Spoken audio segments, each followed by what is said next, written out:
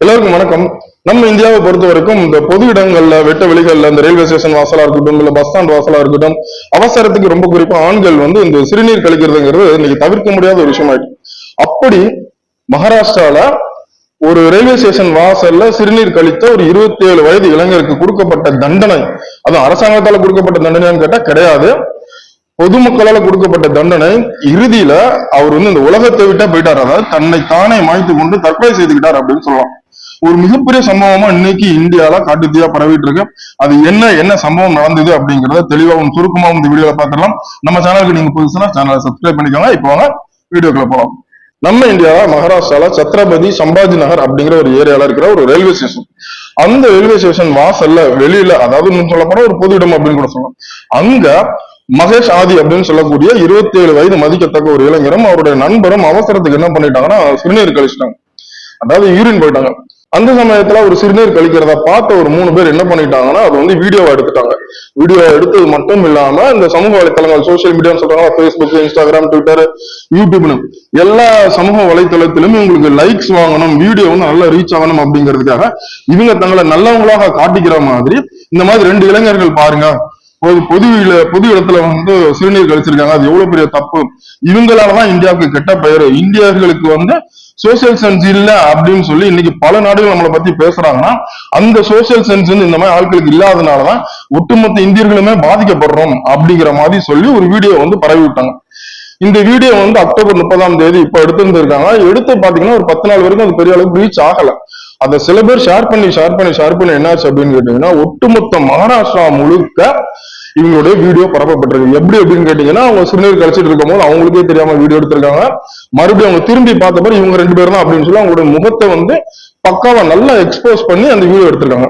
இதுல என்ன நடந்திருக்குன்னு கேட்டீங்கன்னா இந்த 3 பேர் வீடியோ எடுத்தது மட்டும் கிடையாது, இவங்க கூட இன்னொரு 4 பேர் சேர்ந்து என்ன பண்ணிருக்காங்கன்னா இந்த வீடியோ ஃபன்னா எடிட் பண்றது, இந்த வீடியோல வந்து மீம்ஸா கன்வெர்ட் பண்றதுன்னு சொல்லி நிறைய விதமா அந்த அவங்களோட வீடியோ வந்து ஒட்டு மொத்தமா எப்படி எப்படி பண்ண முடியுமோ அப்படி எப்படிலாம் பண்ணி அவங்களோட குரூப்ல எல்லாம் ஷேர் பண்ணி ஓவராலா நிறைய பேருக்கு தெரியறமே வச்சிட்டாங்க. இதுல என்னாச்சு அப்படின்னு கேட்டீங்கன்னா இப்ப சில நாளுக்கு முன்னால இந்த மகேஷ் ஆதி இருக்காருல 27 வயது, அந்த யூரின் போனாருன்னு சொன்ன பாத்தீங்களா, அவருக்கு இந்த வீடியோ வந்திருக்கு. இதை பார்த்தோன்னா அதிர்ச்சி அடைஞ்சவர் என்ன பண்ணிருக்காரு அப்படின்னு கேட்டீங்கன்னா அந்த வீடியோ சோர்ஸை எடுத்துட்டு போய் அவருடைய நண்பர்கிட்ட காட்டி இந்த மாதிரி ஆயிடுச்சு, எல்லாரும் வந்து நம்மள வந்து கேலி பொருளா பாக்குறாங்க அப்படின்னு இருக்காரு. இதுல வந்து என்னன்னா கமெண்ட் இருக்கு பாத்தீங்களா, அந்த யூடியூப், ஃபேஸ்புக்ல எல்லாம் கமெண்ட் பண்ணுவாங்களா, அவங்க வந்து ரொம்ப அசிங்கமா இந்த 2 இளைஞர்களை பத்தி மட்டும் இல்லாம அவங்களோட குடும்பத்தை பத்தி எல்லாம் வந்து கெட்டவார்த்தை போட்டு திட்டிருக்காங்க. இதுல பார்த்து மனம் உடைஞ்ச அந்த ஆதி என்ன பண்ணிருக்காரு அப்படின்னா ஒரு ஃப்ரெண்டு கூட சேர்ந்துட்டு ஒரு வீடியோ எடுக்காரு. அந்த வீடியோல இவர் என்ன சொல்றாரு அப்படின்னு கேட்டீங்கன்னா நான் பண்ணது தவறு தான், ஒரு அவசரத்துல அந்த ரயில்வே ஸ்டேஷன் போறப்போ நான் வந்து தெரியாம வந்து அந்த இடத்துல வந்து சிறுநீர் கழிச்சிட்டேன், இது வந்து அவசரமா செய்த ஒரு தவறு, நான் செஞ்சது தவறு தான், தயவு செஞ்சு நான் மன்னிச்சிருங்க அப்படின்னு சொல்லி ஒரு வீடியோ பதிவிட்டு என்ன பண்றாருன்னா மறுபடியும் சோசியல் மீடியால வந்து பரப்புறாரு. இப்படி பரவன வீடியோ வந்து என்ன ஆச்சுன்னா இன்னும் கொஞ்சம் பிரச்சனையா இருச்சு. இது என்னன்னா இந்த 2 வீடியோவுமே சேர்த்து ஒருத்தன் வந்து இப்படி பண்ணிருக்கான், இப்ப இப்படி சொல்றான் பாருங்க அப்படின்னு சொல்லி மறுபடியும் கேலி பொருள் ஆக்கிருக்காங்க அவங்க 2 பேருக்கும். இல்ல எந்த அளவுக்கு பாதிப்பு ஏற்பட்டிருக்கு அப்படின்னு கேட்டீங்கன்னா இந்த மகேஷ் ஆதி இருக்காருல, இவரோட குடும்ப உறுப்பினர்கள் நிறைய பேர் பார்த்திருக்காங்க, அவங்க சொந்தக்காரங்க நிறைய பேர் பார்த்திருக்காங்க, அது மட்டும் இல்லாம உங்களோட க்ளோஸ் ஃப்ரெண்ட்ஸ், நண்பர்கள், இவர் வேலை செய்யற இடத்துல நிறைய பேர் பார்த்திருக்காங்க, அங்க வந்து ஒரு கேலி பொருளா பார்த்திருக்காங்க. கேலி பொருளா பார்த்தது மட்டும் இல்ல, இதுல என்ன வந்து ஒரு கசப்பான விஷயம் அப்படின்னு கேட்டீங்கன்னா இருக்கிற எல்லாமும் நல்லவ மாதிரி இவர் பண்ணது தவறு அப்படிங்கிற மாதிரி, இவர் பண்ணது தவறு தான், பட் இவர் பண்ணது ஒரு மிகப்பெரிய தவறு மாதிரி, நீ பண்ணதுனால பாரு எப்படி ஆயிடுச்சு பாரு, உன்னால வந்து அவமானம், ஒட்டுமொத்த இந்தியாவுக்கே அவமானம், நமக்கு வந்து சோசியல் சென்ஸ் இல்ல அப்படிங்கிறத உன்னமே ஆட்களாலதான் சொல்றாங்கன்னு சொல்ல இவர் மனசுல வந்து அதிக அளவுல ஸ்ட்ரெஸ் ஆகி மறுபடியும் ரொம்ப டிப்ரெஸ் ஆகி ஒரு கட்டத்துல வீட்டுல முடங்கி கிடந்திருக்காரு.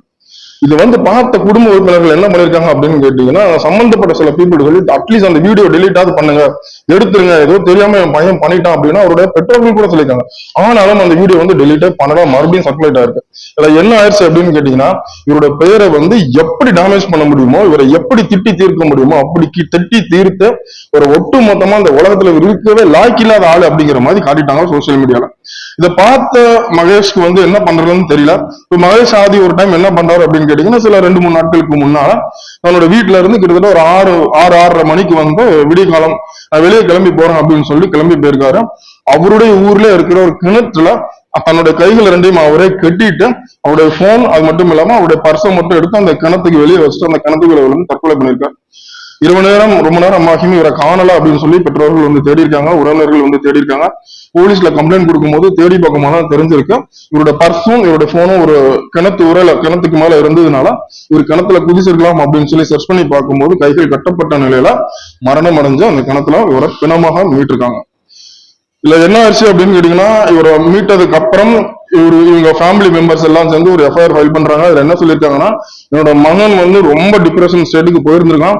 அது மட்டும் இல்லாம இந்த சோசியல் மீடியாவால என்னோட மகன் வந்து இன்னைக்கு இறந்து போயிட்டா, இவனுக்கு ஒரு நல்ல வாழ்க்கை அமைக்கணும்னு நாங்க நினைச்சிருந்தோம்.